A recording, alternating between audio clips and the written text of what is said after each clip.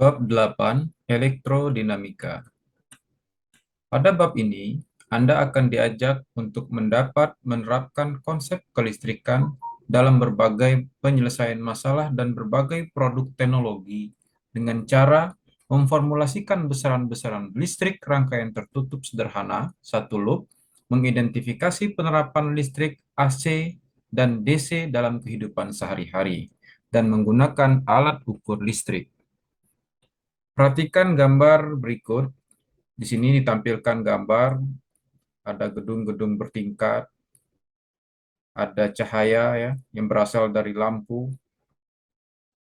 yang tentu saja ini berkaitan dengan kehidupan kita sehari-hari. Pernahkah Anda membayangkan hidup tanpa energi listrik? Hampir semua orang, terutama yang tinggal di perkotaan, energi listrik merupakan kebutuhan pokok. Lampu, pompa air, setrika, televisi, radio, komputer, kulkas, dan kompor listrik merupakan beberapa contoh peralatan yang memerlukan energi listrik. Demikian pula dengan sepeda motor, mobil, termasuk juga mobil mainan, hingga pesawat terbang yang canggih juga menggunakan energi listrik. Lalu pernahkah Anda bertanya, apakah energi listrik itu?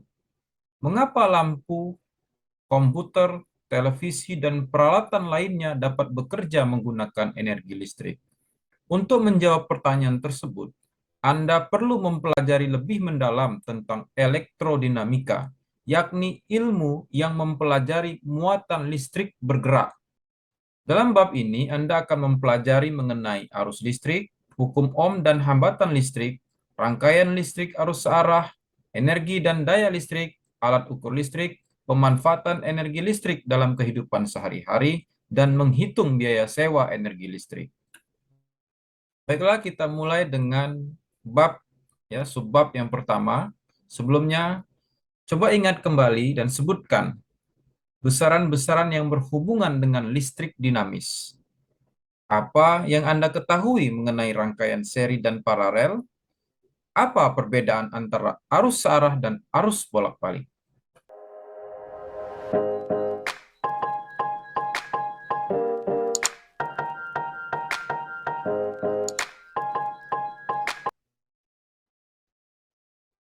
Baiklah, kita mulai dengan A, arus listrik. Pengertian arus listrik. Di SMP, Anda pernah mempelajari konsep muatan listrik. Masih ingatkah mengapa sebuah benda dapat bermuatan listrik? Dalam tinjauan mikroskopik, sebuah benda dikatakan bermuatan listrik jika benda tersebut kelebihan atau kekurangan elektron. Oleh karena elektron bermuatan negatif, benda yang kelebihan elektron akan bermuatan negatif, sedangkan benda yang kekurangan elektron akan bermuatan positif. Gambar 8.1 memperlihatkan dua buah bola bermuatan listrik. Bola A memiliki jumlah muatan positif lebih banyak daripada bola B. Ketika bola A dan bola B dihubungkan dengan sebuah paku, konduktor, sebagian muatan positif dari bola A akan mengalir melalui paku menuju bola B sehingga dicapai keadaan setimbang, yakni muatan listrik bola A dan B menjadi sama. Bola A dikatakan memiliki potensial listrik lebih tinggi daripada bola B. Perbedaan potensial listrik inilah yang mendorong muatan positif mengalir dari potensial tinggi ke potensial rendah. Aliran muatan listrik positif ini disebut arus listrik. Arus listrik mengalir secara spontan dari potensial tinggi ke potensial rendah melalui konduktor, tetapi tidak dalam arah sebaliknya. Aliran muatan ini dapat dianalogikan dengan aliran air dari tempat potensial gravitasi tinggi ke tempat potensial gravitasi rendah. Bagaimanakah agar air mengalir terus-menerus dan membentuk siklus, sementara air tidak dapat mengalir secara spontan dari tempat rendah ke tempat tinggi? Satu-satunya cara adalah menggunakan pompa untuk menyedot dan mengalirkan air dari tempat rendah ke tempat tinggi. Demikian pula dengan arus listrik. Arus listrik dapat mengalir dari potensial rendah ke potensial tinggi menggunakan sumber energi, misalnya pompa pada air. Sumber energi ini diantaranya adalah baterai. Analogi arus listrik dengan aliran air yang terus-menerus diperlihatkan pada gambar 8.2.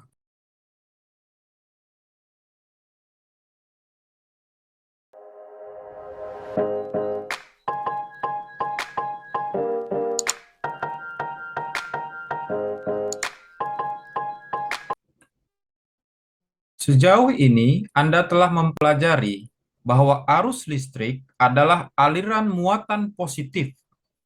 Pada kenyataannya, pada konduktor padat, aliran muatan yang terjadi adalah aliran elektron, muatan negatif. Sementara muatan positif, inti atom tidak bergerak. Aliran elektron ini berlawanan dengan aliran muatan listrik, yakni dari potensial rendah ke potensial tinggi. Oleh karena arus listrik telah didefinisikan sebagai aliran muatan positif, arah arus listrik pada konduktor padat adalah kebalikan dari aliran elektron, seperti diilustrasikan pada gambar 8.3.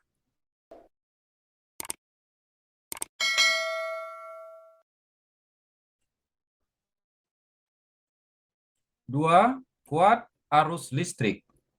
Ketika sebuah bola lampu dihubungkan pada terminal-terminal baterai dengan menggunakan konduktor kabel, muatan listrik akan mengalir melalui kabel dan lampu sehingga lampu akan menyala. Banyaknya muatan yang mengalir melalui penampang konduktor tiap satuan waktu disebut kuat arus listrik atau disebut dengan arus listrik.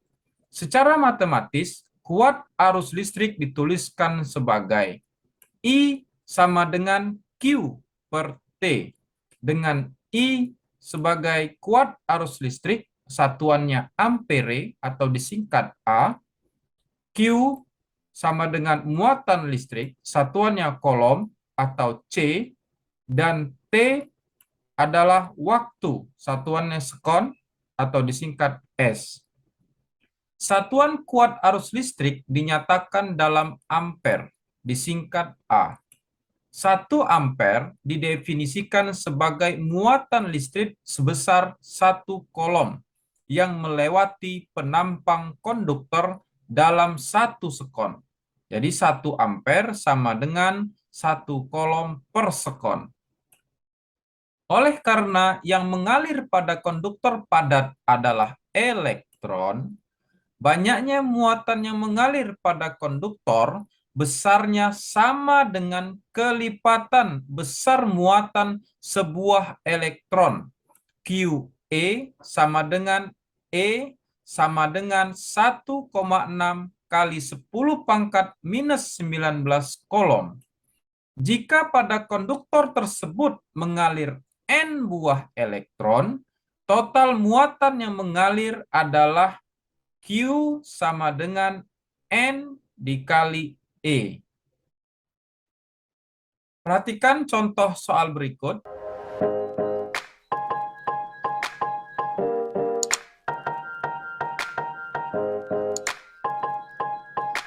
Muatan listrik sebesar 20 kolom mengalir pada penampang konduktor selama 5 sekon. Pertanyaannya yang A, berapakah kuat arus listrik yang melalui konduktor tersebut? Yang B, berapakah jumlah elektron yang mengalir pada penampang konduktor tiap sekon jika diketahui E sama dengan 1,6 kali 10 pangkat minus 19 kolom? Cara menjawabnya, diketahui terlebih dahulu Q ya, muatan listriknya sebesar 20 kolom, kemudian T sebesar 5 sekon, dan E sebesar 1,6 kali 10 pangkat minus 19. Maka nilai kuat arus yang mengalir I, ya, I sama dengan Q per T,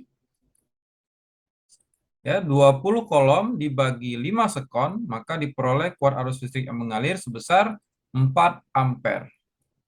Kemudian Yang B, jumlah elektron yang mengalir pada penampang konduktor tiap waktu.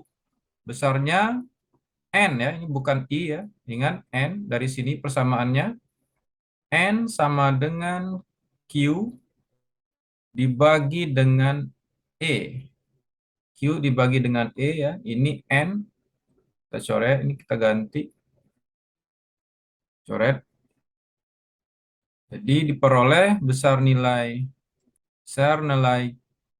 N sama dengan Q dibagi dengan E.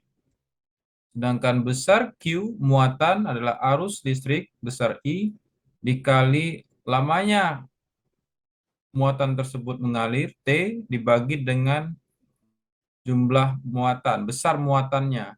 Maka jumlah muatannya sama dengan ya 4 dikali 1 dibagi 1,6 dikali 10 pangkat minus 19 kolom. Maka diperoleh 2,5 kali 10 pangkat 19 muatan.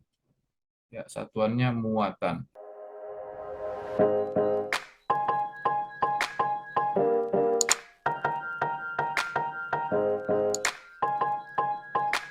Selanjutnya dari kegiatan kita mempelajari mengenai arus listrik ya, kita akan mencoba untuk menguasai materi tersebut berkaitan dengan arus listrik. Kita akan selesaikan pertanyaan pertama berkaitan dengan arus listrik. Di sini diberikan pertanyaan, kapan suatu benda dikatakan bermuatan listrik? Kapan suatu benda dikatakan bermuatan listrik?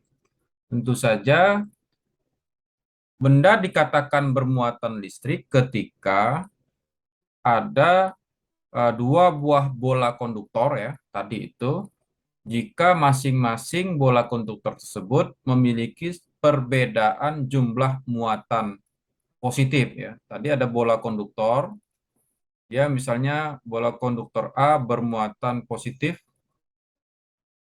ada 4, ada 5 muatan positif, kemudian ini bola konduktor A, kemudian ada bola konduktor B, katakanlah bermuatan positif, ada 2 muatan positif, dihubungkan dengan konduktor, ya tadi dari buku yang kita baca, konduktornya itu dimisalkan dengan paku, oke, paku, ini ada konduktor, oke. Maka peristiwa bermuatan listrik ya akan timbul arus listrik dari potensial tinggi ke potensial rendah itu jika muatan listriknya ada selisih. Nah, karena muatan listrik A ini punya 5 muatan positif, sedangkan muatan bola konduktor B punya 2 muatan positif, maka akan timbul arus listrik.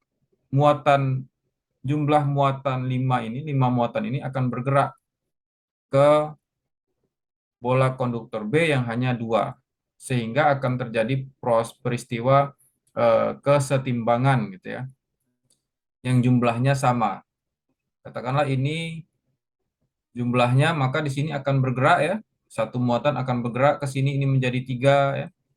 Ya, ini misalnya akan ke sini ya, menjadi bertambah ke sini menjadi 3, terus akan bergerak lagi bertambah menjadi 4. Oke ya, ketika ini 4, ini sisa 3, maka ini akan bergerak lagi ke sini terus menerus ya.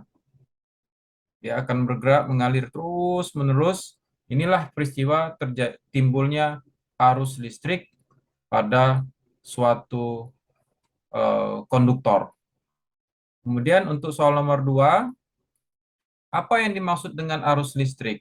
Apa bedanya dengan kuat arus listrik? Nggak ada bedanya. Arus listrik sama dengan kuat arus listrik ya.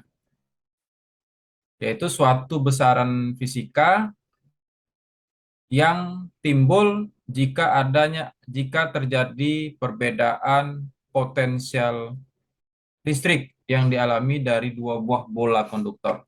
Misalnya dari potensial tinggi bergerak dari potensial tinggi ke potensial rendah dan seterusnya. Kemudian kita jawab soal nomor 3. arus listrik mengalir melalui konduktor sebesar 2 ampere. Jadi ada arus listrik yang mengalir, jadi I ya, ini soal nomor 3 saja, soal nomor 3. I-nya sebesar 2 ampere. Tentukanlah A, pertanyaan yang A, muatan listrik. Berarti ini ditanya Q-nya berapa. Kemudian yang B, jumlah elektron yang mengalir selama 4 sekon. Dia yang B ditanya N elektronnya. N-nya berapa ya? Selama 4 sekon. Berarti T-nya sama dengan 4 sekon. Ingat besarnya arus listrik ya. Ya, besarnya arus listrik sama dengan Q ya, banyaknya muatan yang mengalir dalam satuan waktu sebesar T ya. I sama dengan Q per T. Maka nilai Q, kalau kita lihat dari persamaan ini ya, Q per T sama dengan I. Ya, maka nilai Q sama dengan I, ya, nilai T-nya pindah. Pindah ruas, nilai T-nya pindah ke sini. Jadi pengali, jadi dikali dengan T. Maka nilai Q sama dengan I 2 dikali T. T-nya 4 sama dengan 8 kolom. Ya. Terus berapa banyaknya muatan elektron ya? Jumlah elektron yang mengalir ya. Nilai N-nya berapa? Ya, seperti yang kita ketahui tadi bahwa jumlah muatan, banyaknya muatan yang mengalir ya untuk yang B ya, soal B.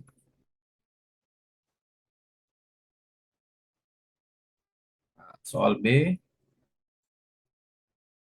untuk yang B ya, soal B, bahwa banyaknya muatan N itu sama dengan jumlah muatan dibagi ya, atau besarnya muatan dibagi dengan eh, jumlah elektronnya ya. Besar jumlah muatan elektron yang besarnya E itu sama dengan 1,6 kali 10 pangkat minus 19 ya. Maka diperoleh N sama dengan muatannya berapa? 8 dibagi 1,6 dikali 10 pangkat minus 19. Maka diperoleh ini kalau dicoret 20 ya. 5 ya. 80 bagi ya 5. Ini berapa? 5 ya. 8 bagi 1,6, 5. Sama dengan 5 dikali 10 pangkat 19 muatan. Jumlahnya. Itulah nilai N-nya.